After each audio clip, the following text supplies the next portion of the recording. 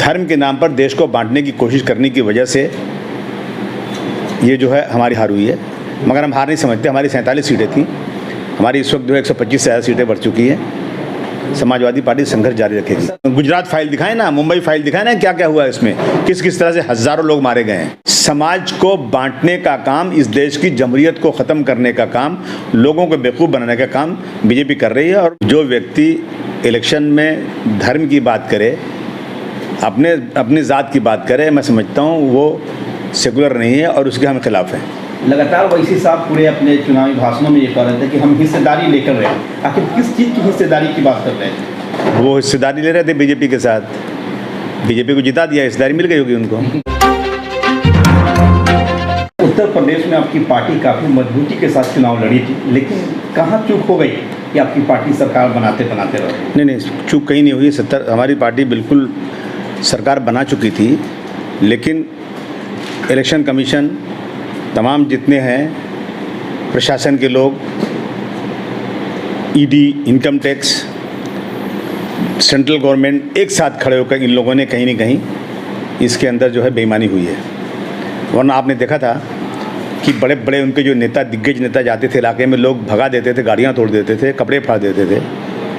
और इन्होंने किसी डेवलपमेंट की बात नहीं किया, सिर्फ़ और सिर्फ देश को बांटने की बात, गंगा जमुनी तहजीब को ख़त्म करने की बात, हिंदू मुस्लिम की बात। और कहीं कह रहे हैं कि अखिलेश जी ने जो है जिना का नाम ले लिया। कहीं मंदिर है, कहीं कब्रिस्तान है, कहीं शमशान है, कहीं पाकिस्तान है, कहीं हिंदुस्तान है। इन सब चीज़ों से फालतूगिरी में करके भारतवर्ष की गरीब जनता को इन लोगों ने बिल्कुल से ऐसा पट्टी पढ़ाया कि जिससे लगता है कि ये लोग इस देश के अंदर सिर्फ धार्मिक काम करने वाले हैं और कुछ नहीं। धर्म के नाम पर देश को बांटने की कोशिश करने की वजह से ये जो है हमारी हार हुई है। मगर हम हार नहीं समझते। हमारी 47 सीटें थी, हमारी इस वक्त जो है 125 से ज़्यादा सीटें बढ़ चुकी हैं। समाजवादी पार्टी संघर्ष जारी रखेगी। सर, क्या लगता है उत्तर प्रदेश में असदुद्दीन ओवैसी के चुनाव लड़ने के बाद समाजवादी पार्टी को काफ़ी नुकसान पहुँचा है वहाँ? देखिए, ऐसा है ना कि आरएसएस के लोग ऐसे भाषणों को ढूंढते हैं, जिन भाषणों को ले जाकर गांव-गांव में चौपाल लगाकर लोगों के दिलो दिमाग में एक ऐसी गलतफहमी पैदा करते हैं जो बिल्कुल गलत। जैसे अभी आज लाए हैं ये लोग कश्मीर फाइल। कश्मीर फाइल की असलियत अगर देखी जाए तो कश्मीर में 30 सालों में सिर्फ 89 पंडित लोग मारे गए हैं। और जो है ना वहाँ पर टोटल जो है 724 लोग मारे गए हैं। इसमें 5% सिंधी मारे गए पंडित, और बाकी सब मुसलमान मारे गए और कुछ सिख मारे गए। और जो लोग नहीं मारे गए, कब मारे गए, उन्होंने प्लान कर दिया। जानबूझ करके बीजेपी आरएसएस ने वहाँ प्लान कराया है ताकि ये लोगों के दिलो दिमाग में दिखा दें कि पाकिस्तान में मुस्लिम मेजॉरिटी है, इसलिए वहाँ से प्लान करना पड़ता है। बिल्कुल गलत है, ये बिल्कुल झूठा है।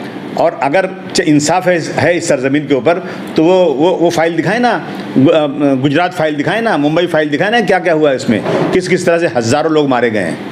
तो ये सब सिर्फ समाज को बांटने का काम, इस देश की जमहूरियत को ख़त्म करने का काम, लोगों को बेवकूफ़ बनाने का काम बीजेपी कर रही है। और बेचारे सीधे साधे लोग हैं, उसमें हो जाते हैं। सर, आखिर उत्तर प्रदेश में कई ऐसे सीट है जहाँ पे आपकी पार्टी चुनाव हारी है, बहुत कम मार्जिन था, लेकिन वहाँ पे जो ओवैसी के उम्मीदवार थे उनको अच्छे खासे वोट मिल गए। क्या अगर ओवैसी साहब वहाँ चुनाव नहीं लड़ते तो समाजवादी पार्टी को और भी सीटें बढ़ सकती थी? देखिए, कोई भी इलेक्शन लड़ सकता है, लेकिन जो व्यक्ति इलेक्शन में धर्म की बात करे, अपनी ज़ात की बात करे, मैं समझता हूँ वो सेकुलर नहीं है और उसके हम खिलाफ हैं। लगातार ओवैसी साहब पूरे अपने चुनावी भाषणों में ये कह रहे थे कि हम हिस्सेदारी लेकर रहे हैं। आखिर किस चीज़ की हिस्सेदारी की बात कर रहे हैं? वो हिस्सेदारी ले रहे थे बीजेपी के साथ, बीजेपी को जिता दिया, हिस्सेदारी मिल गई होगी उनको। क्या लगता है आपके कहने के अनुसार वो भाजपा की बी टीम मानी जाएगी? नहीं, मेरे कहने के मतलब नहीं, पूरे देश से पूछिए ना क्या कह रहे हैं लोग। वो उनको वोट मिले या नहीं मिले, उनका भाषण ही बहुत काफ़ी लोगों के लिए, भाषण ले जा करके सबको सुना देते हैं और पोलराइज करा हो जाता है। जिस तरह से अखिलेश यादव ने अपने संसदीय क्षेत्र से इस्तीफा दे दिया और विपक्ष के रोल निभाएंगे, इस पर आपका क्या? नहीं, मैं बधाई देता हूँ अखिलेश जी को। बिल्कुल उत्तर प्रदेश जहाँ जंगल राज चल रहा है वहाँ पर एक नेतृत्व की ज़रूरत है, और सेकुलरिज्म का पर्चा ले करके, सेकुलरिज्म के प्रहरी बन के Akhilesh Yadav ji day to day वहाँ लड़ाई लड़ेंगे तो जनता के अंदर एक विश्वास आएगा कि कोई संघर्ष कर रहा है तो आगे नतीजा अच्छा आएगा। सर, जिस तरह से आजम खान के पूरे परिवार को प्रताड़ित किया जा रहा है, क्या है कि जानबूझकर सोची समझी रणनीति के तहत उनको फंसाया जा रहा है? पूरे देश में मुसलमानों को प्रताड़ित करने की कोशिश हो रही है। उसी का हिस्सा एक हिस्सा आज़म खान है।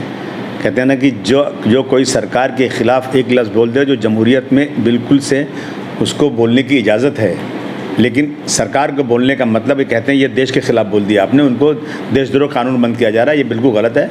और अभी तो जानबूझ करके जहाँ जहाँ माइनॉरिटी है बुरखे पे पाबंदी लगानी जा रही है। यूपी में कई जगह पर जो कह दिया कि जो बच्चे अब अपना हिजाब पहन कर आएंगे उनको अंदर नहीं आने देंगे। जो कॉमन सिविल कोड लाने की कोशिश हो रही है। जो इस देश में हर धर्म के लोग रहते हैं, कोई कुरान पढ़ता है, कोई बाइबल पढ़ता है, कोई वेद पढ़ता है।